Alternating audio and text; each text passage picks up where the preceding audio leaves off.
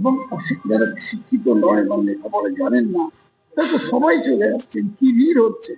আমি কাল আমার কেন্দ্রের পানিহাটি অঞ্চলে 6টা ওয়ার্ডে ঘুরলাম, পুরোপুরি প্রত্যেকটা ওয়ার্ডে ঘুরলাম। আমি দেখলাম সমস্ত লোকের ভিড় আমাদের ক্যাম্পে, সমস্ত লোকের ভিড় আমাদের ক্যাম্পে। আর গোটা এলাকায় কারো ক্যাম্পই নেই, না বিজেপির ক্যাম্প আছে, না সিপিআইএম এর ক্যাম্প আছে, না কারো ক্যাম্প আছে।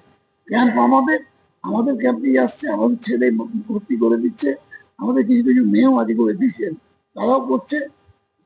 এবং ফলে আমার ধারণা যেভাবে ভাবছিল যে এসআইআর করে এখানে অনেক করবো করবো, হ্যাঁ, ডেড ভোটার যদি বাদ যায় যাক না, কিছু কোনো বলার কিছু নেই।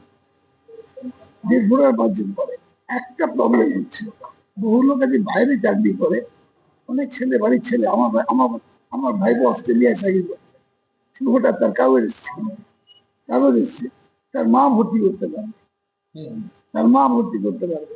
এগুলো আবার বুঝিয়ে বলে দিতে হচ্ছে, ঠিক আছে তোমার স্বামী চাকরি করে, তুমি করে দিতে পারবে, বা ওনার মা যদি থাকে, বাবা যদি থাকে, তিনি ফর্মটা ফিল আপ করতে পারবেন।